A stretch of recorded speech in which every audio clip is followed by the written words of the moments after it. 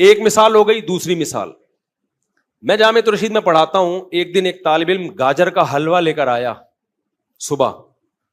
اتنا مزے کا حلوہ اس نے خاص اسٹائل سے بنایا ہوا تھا, ہم نے بھی 2 نوالے لے لیے. ہم نے گاجر کے حلوے کے فضائل سنے ہوئے تھے حکیموں سے, بڑا طاقتور ہوتا ہے, یہ ہوتا ہے وغیرہ وغیرہ. تو میں نے اس طالب علم سے وہ ریسیپی لی وہ حلوہ بنانے کی. وہ ڈفرینٹ اسٹائل کا حلوہ تھا. وہ میں نے کیا, یہ بھی کئی سال پرانی بات ہے, میں نے کیا کیا, میں نے کہا ناشتے میں اسی اسٹائل میں حلوہ بنا کے کھاؤں گا. میں نے وہ حلوہ بنا کے کھایا, مزہ بہت آیا. لیکن جب میں مدرسے پڑھانے کے لیے پہنچا تو میں نے دیکھا جس طرح میں ایکٹیو ہو کے بچوں کو پڑھاتا ہوں اس طرح مجھ میں ایکٹیونیس ختم ہو گئی. تو مزہ ہی نہیں آ رہا. دماغ کیا ہو رہا ہے, بولو, سست.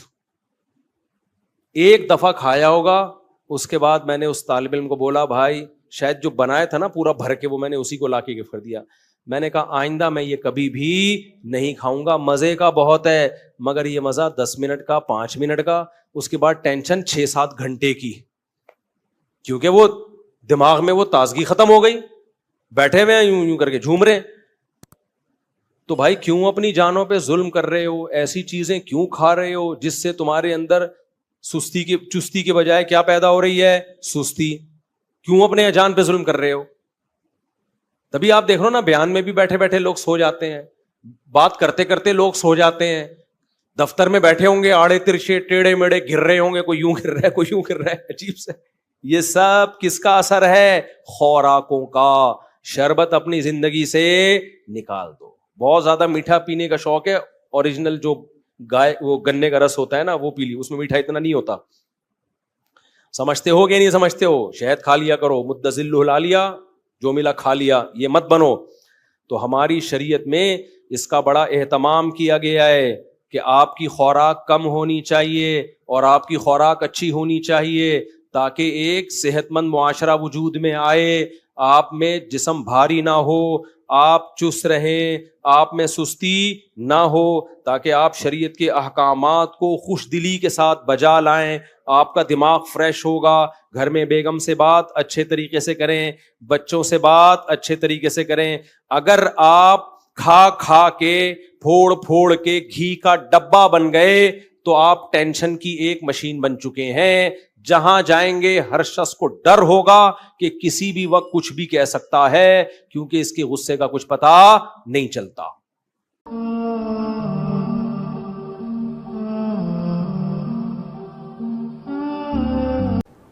عورت کے سجدے کا درست طریقہ. عورت کو سمٹ کر دائیں طرف پاؤں نکال کر سجدہ کرنا چاہیے یا مردوں کی طرح کرنا چاہیے؟ کیونکہ یہاں عمان میں سب عورتیں مردوں کی طرح ہی سجدہ کرتی ہیں اور حدیث میں بھی 6 اعضاء پر سجدہ کرنے کا حکم دیا گیا ہے. اس بارے میں رہنمائی فرمائیں. شیزہ میر عمان سے. اسلامی تاریخ میں اس پر پوری امت کا ہمیشہ سے اجماع رہا ہے کہ عورتیں مردوں کی طرح سجدہ نہیں کریں گی بلکہ وہ سمٹ کے زمین پہ بچھ جائیں گی. اب چونکہ بچھنا اسی طرح ہوتا ہے کہ پاؤں کو دائیں طرف نکال لیں تو اس لیے حکم دیا جاتا ہے کہ پاؤں دائیں طرف نکال لیں. اس پر اجماع رہا ہے اور اجماع بذات خود ایک مضبوط دلیل ہے. جو لوگ یہ مطالبہ کرتے ہیں کہ حدیث دکھاؤ کہ عورت کو سمٹ کر سجدہ کرنے کا حکم دیا ہو, تو ہم ان سے کہتے ہیں کہ آپ حدیث دکھاؤ کہ عورت کو آہستہ لبیک کہنے کا حکم دیا, کوئی نبی کا قول دکھائیں آپ. اسی طرح آپ کوئی ایسی حدیث دکھائیں جس میں عورت کو صفا اور مروہ میں دوڑنے کا حکم نہیں دیا گیا ہو. صفا مروہ کے درمیان عورتیں تو چلتی ہیں, دوڑتی نہیں ہیں. کوئی ایک حدیث دکھائیں جس میں آتا ہے کہ عورت جو ہے وہ سینہ تان کے طواف کرے گی, تو کہیں بھی نہیں ہے. تو حالانکہ ان تمام مسائل پر اجماع ہے. اجماع ہے کہ عورت لبیک آہستہ کہے گی, اجماع ہے کہ عورت جو ہے وہ صفا و مروہ کے درمیان دوڑے گی نہیں بلکہ آرام سے چلے گی, اجماع ہے کہ عورت رمل میں سینہ نہیں اکھڑائے گی. تو جیسے ان چیزوں پر اجماع ہے, اور اجماع اس لیے کہ ان چیزوں کا تعلق عورت کی حیا سے ہے, تو اسی پر بھی اجماع ہے کہ عورت سمٹ کے نماز پڑھے گی. یہ اب چند سالوں سے ایک ہمارے جو سلفی علماء ہیں انہوں نے ایک یہ مسئلہ شروع کیا ہے. اور چونکہ سعودی عرب میں اور یہ جو عرب کنٹریز ہیں ان میں شیخ بن باز اور شیخ صالح ال عثیمین رحمہم اللہ تعالیٰ کے فتوے کو بہت زیادہ فالو کیا جاتا ہے, تو ان 2 حضرات کا تفرد تھا کہ انہوں نے یہ فتویٰ دیا کہ عورت ایسے ہی نماز پڑھے گی جیسے مرد پڑھتے ہیں. تو یہ فتویٰ عرب کنٹریز میں پھیل گیا, ورنہ ائمہ اربعہ سے یہ ثابت نہیں ہے. امام ابو حنیفہ, امام مالک, امام شافعی, امام احمد بن حنبل, اسی طرح صحابہ کرام, تابعین, امام بخاری نے ایک روایت پیش کی ہے ام دردہ کے بارے میں کہ وہ مردوں کی طرح سردہ کرتی تھی. اس سے صاف پتہ چلتا ہے کہ باقی تمام عورتیں عورتوں کی طرح سردہ کرتی تھیں, اور اس زمانے میں یہ فرق بھی بڑا مشہور تھا کہ مردوں کی طرح سردہ کیا ہوتا ہے, عورتوں کی طرح سردہ کیا ہوتا ہے. تو اب جا کے حتیٰ کہ اہل حدیث, اگر جو قدیم علماء اہل حدیث کے ہیں, وہ بھی یہی فتویٰ دیتے تھے 8 سے 150-200 سال پہلے. ان کا بھی کتابوں میں یہی فتویٰ ہے کہ عورت سمٹ کے نماز پڑھے گی. تو یہ اجماع امت بہت بڑی دلیل ہوتی ہے, اس اجماع امت سے ثابت ہے. اب اس کے خلاف ہونے لگا ہے, اور جو ہے وہ دنیا میں وہ فتویٰ بن باز اور شیخ صالح العثیمین اور ناصر الدین البانی, یہ 3 علماء تھے, قابل احترام تھے, مگر ان کے کچھ تفردات ہیں جس میں انہوں نے پوری امت سے الگ گئے ہیں. تو اس لیے ہم اس معاملے میں ان کی اتباع کو صحیح نہیں سمجھتے. اور جو صحابہ, تابعین, تبع تابعین سے اور تمام فقہ کی کتابوں میں جو ائمہ اربعہ سے جو چیزیں منقول چلی آ رہی ہیں, وہ یہی ہے کہ عورت سمٹ کے سردہ کرے گی.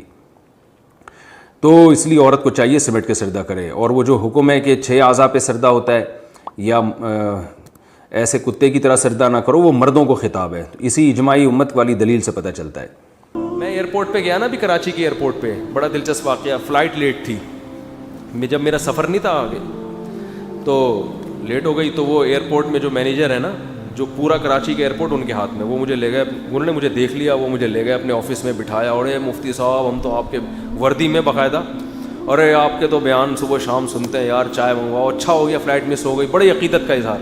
اب ایک بڑا عہدیدار آدمی ہے, لیکن اگر کسی عالم کو عزت دے رہا ہے جس سے اس عالم سے اس کا کوئی مفاد بھی نہیں ہے, میں نے کیا ان کو 5 روپے بھی نہیں دینے نا, ٹھیک ہے, تو یہ ایک عزت کی بات ہوتی ہے. تو پھر انسان تمیز سے بات کرتا ہے ایسے لوگوں سے کہ یار ایک آدمی صرف دین کے علم کی بیس پر. تو انہوں نے کہا, بڑی خوشی ہوئی مجھے. تو اس آفیسر نے کہا آپ کے بیان شوق سے سنتا ہوں. میں نے کہا پتہ نہیں کیا سنتے ہوں گے میرے بیان. تو انہوں نے لگا دیا, انہوں نے کہا یار ایسا دماغ فریش ہو جاتا ہے نا.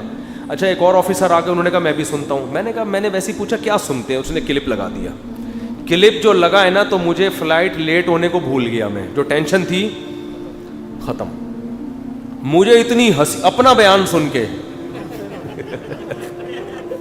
اتنا مزہ آیا, میں نے کہا یار ہٹو بچوں, ہو گئے فریش ہو گیا. وہ کیا لگایا انہوں نے کہا یہ کلپ سن رہا تھا میں. تو وہ کلپ یہ لگایا کہ ایک قاری صاحب, ان کا نام عبد الغفور تھا, وہ بیمار نہیں ہوتے تھے. یہ میں بیان کر رہا ہوں اس کلپ میں, اور میں ہی سن رہا ہوں ان کے, وہ مجھے سنا رہے ہیں. عبد الغفور تھا, وہ بیمار نہیں ہوتے تھے. بچوں نے کہا یار یہ تو چھٹی نہیں کرتے. ایک بچے کو شرارت سوجی, قبرستان میں قبر کے پیچھے چھپ کے بیٹھ گیا. وہ قاری صاحب کی عادت تھی, جب بھی گزرتے, عبد الغفور نام تھا ان کا, السلام علیکم یا اہل القبور کہتے تھے. ایک دن وہ گزرے, السلام علیکم یا اہل القبور. چھپے ہوئے بچے نے آواز ماری, وعلیکم السلام بھائی عبد الغفور. اب عبد الغفور صاحب بے ہوش. اس نے کہا لے بھائی ایک ہفتہ تو کم از کم چھٹی ہوگی. تو وہ اس نے مینیجر نے کہا یہ سن رہا تھا میں. میں نے کہا مزہ تو اب سنتے ہیں, نصیحت کی باتیں بھی ہوتی ہیں, چٹکلے بھی ہوتے ہیں, تو سن رہے ہیں لوگ. تو اگر کوئی بڑا آفیسر چائے پہ بلا لے, بیٹھ جائے, یا وہ بار بار اصرار کر کے آ جائے اور پھر تصویریں وائرل ہو جائیں, تو اس کا مطلب یہ نہیں ہوتا مفتی صاحب بوٹ پالش ہی ہے, ٹھیک ہے نا.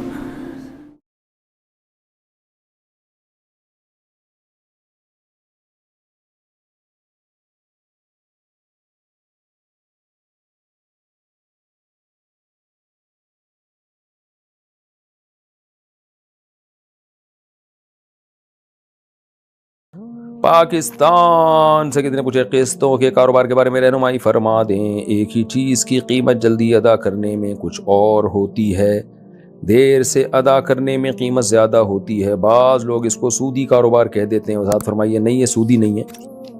اسی مجلس میں طے ہو جائے کہ آپ نے کیش پیمنٹ پہ لینا ہے یا قسطوں والی پیمنٹ پہ لینا ہے, اسی مجلس میں طے کر دیں. پھر جو قیمت طے ہو جائے اس میں کمی بیشی نہ ہو. اس طرح سے اگر ہو تو پھر یہ کاروبار جائز ہے.